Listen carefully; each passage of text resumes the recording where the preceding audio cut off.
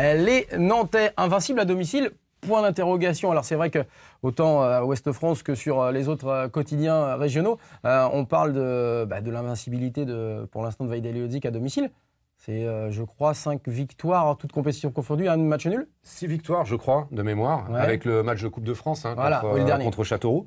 Ça doit être 19 buts inscrits, dont 15 en championnat. Donc, en gros, ça fait une moyenne de 3 buts par match. Après, c'est évidemment une statistique qui est un petit peu gonflée par le 4-0 contre Toulouse et le 5-0 contre Guingamp.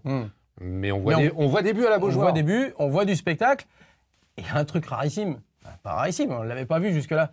Regarde. Cet homme qui marque en plus du côté du FC Nantes, on va le voir, entouré par ses coéquipiers.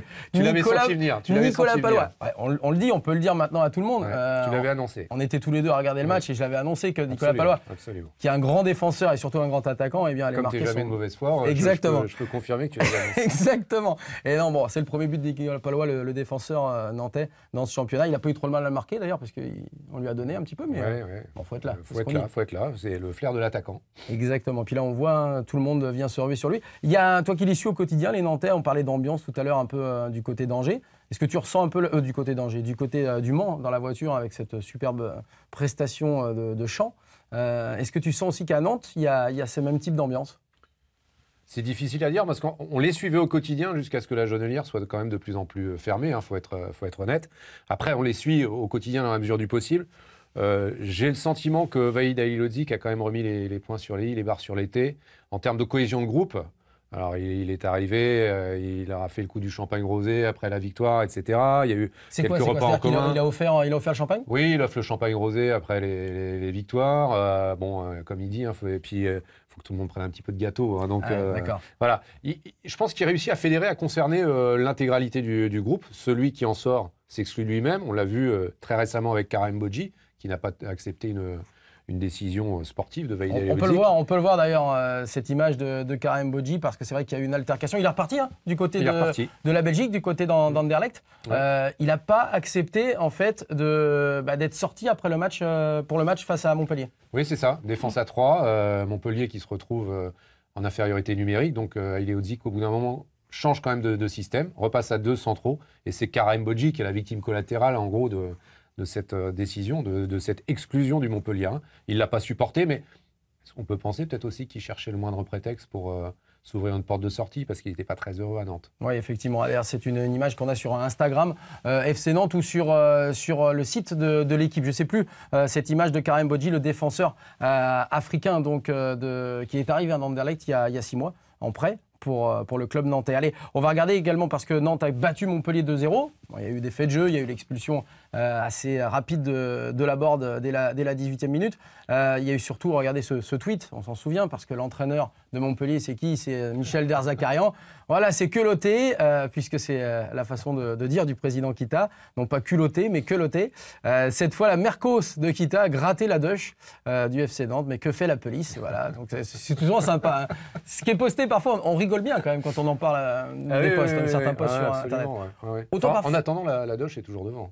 La Doche est toujours devant puisqu'elle est 4e ou 5e du championnat et que Nantes, on l'a vu, est 11e pour le moment du côté du championnat. On revoit justement ce classement ensemble, les Nantais 11e avec 23 points. On espère évidemment que les Nantais vont remonter dans la première partie du classement, tout comme les Angevins. On voulait savoir, puisque le calendrier du FC Nantes est quand même assez terrible depuis le début de la reprise. Il y aura encore 5 matchs, je crois, au mois de janvier, entre la Coupe de France, entre le championnat. On a posé la question à un garçon qui est hyper endurant, en tout cas qui l'a été surtout dans sa carrière, c'est Olivier Quin, le consultant de France Bleu Loire-Océan. Alors Olivier, c'est chaud ou pas le calendrier pour les Nantais à venir? En faisant tourner l'effectif, coach Vaïd l'a dit, il a aligné une équipe bis contre Châteauroux avec réussite et succès puisqu'il y a eu qualification. Ce sera certainement le cas à Sannois-Sagracien sur le tour prochain. Et puis revenir à une équipe type sur le championnat avec des matchs très compliqués, la venue de Rennes, les déplacements à Nîmes, c'est très compliqué de s'imposer, à Angers, et puis la réception de Saint-Etienne. Donc les titulaires, on va les revoir. Mais on va avoir aussi des joueurs remplaçants qui ont peu leur chance et qui doivent la saisir quand ils sont titulaires. C'est le cas en coupe. En espérant pour eux qu'ils aient le plus de matchs à jouer. Ça veut dire qu'il y ait qualification à Sannois-Sagracien. Ça veut dire aussi qu'il y a une émulation dans le groupe, et ça, c'est important pour la suite. Plus on va se rapprocher de l'échéance finale, c'est-à-dire la finale, les demi peut-être de la Coupe de France, plus les titulaires auront, je pense, la chance de jouer en coupe. Maintenant, la priorité, bien évidemment, c'est le championnat, parce que ce sont des matchs compliqués. Et il faut prendre des points pour assurer le maintien le plus rapidement possible. En tout cas, c'est un mois de janvier qui est hyper intéressant à jouer pour tout le monde.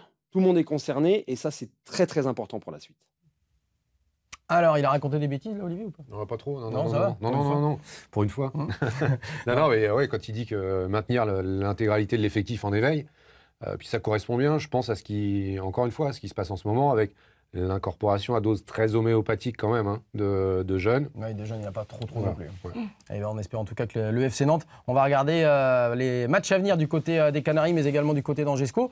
Pour la prochaine journée de championnat, eh bien, ce sera tout simplement Nantes-Rennes, le gros derby au stade de la Beaujoire, le dimanche à 15h. Je ne sais pas combien de personnes sont attendues, mais il devrait y avoir du monde. Ça fait combien de temps que Nantes n'a pas gagné à domicile contre Rennes? En championnat, 2004-2005, la dernière victoire. Olivier Quin y participait, j'en discutais tout à l'heure avec lui, il ne s'en souvenait plus. De ce match, bravo. Viveros jouait à Nantes. Oula, attention, Alexander Viveros. Là, pour les plus jeunes, ça ne parle pas, mais je peux vous dire que ça a été l'un des plus nuls du côté du FC Nantes depuis une vingtaine d'années, hein, quand même. Alexander Viveros et Angers. Du coup, je n'ai même pas regardé le match d'Angers qui devrait se déplacer du côté de Nîmes. Voilà, prochain adversaire également des Canaries. En match en retard, ça ne va pas être simple pour les Angevins qui vont se déplacer sur un terrain où les crocos sont assez insaisissables. Évidemment, voilà, on a vu le National, on a vu la Ligue 1.